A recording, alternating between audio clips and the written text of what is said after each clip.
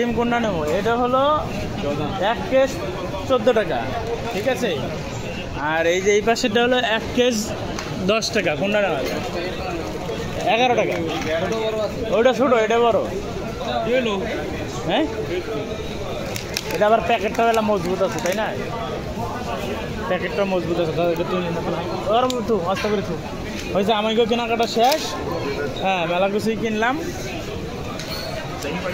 এই যে বড় বাইক দিয়েছি ঠেলিদার। হ্যাঁ, ওইটা 11, আমি এটা 13, 14। সমস্যা কি? এটা বড় আছে, তোটা ছোটো। ওটা থো, পরে আবার তুই পাল্টা নিবি। ওটা নিয়েছি, তাই ধরে নি। ওটা নি, রুমত নিয়ে গেলে আবার ছোটো বড়। এই এটা নি, ভালো আছে, ফ্রেশ। এটা ধুইছে হুইল দিয়ে, শ্যাম্পু দিয়ে ধুইছে। আমি বড়টাই নেই। যা, চল চল চল। এই স্বামী মাত্র। তো এখন আমরা চলে যাব বাসার দিকে। এই পাশে কাউন্টার। খাওয়ার জিনিস কিছু নিলাম না। বাইরে ভাই বিদেশে কি নাই? হ্যাঁ, সব আছে আল্লাহ দিলে। দেখেন, কোয়েল পাখি নিলাম 21 রিয়াল দিয়ে। এই হলো কোয়েল পাখি, এটা খাইতে হবে। তাহলে আমার কাছে খুব ভালো লাগে, মুরগির বাচ্চার মতো তো। হ্যাঁ, তো সবার দাওয়াত রইল, সবাই চলে আসবেন। হ্যালো এভরিওয়ান, আসসালামু আলাইকুম। চলে এসেছি আমি ফলের দোকানে। ফল কিনবো, সঙ্গে মধু আছে, আপনারা দেখতে পাচ্ছেন। এই তো মধু আছে। মধু খেতে অনেক স্বাদ, মধু কিনতে হবে আমাদেরকে। এরপরে আমরা চলে যাব আমাদের তরতাজা মাছ কিনতে। এই দেখেন, এখানে বাটা মাছ, অসাধারণ মাছ। বাটা মাছগুলো দেখতে একদম তাজা তাজা, অনেক বড় বড় মাছ।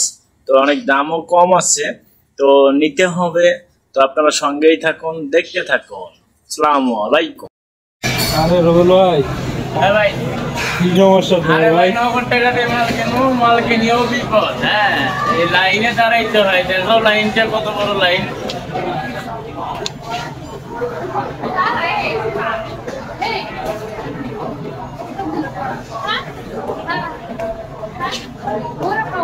এফসিতে কিনছো ভাই? সব দিয়ে তুমি নিয়ে এলাম বাজার হচ্ছে। কি করবো, খাইতে হয় ভাই, নিতে হবে না।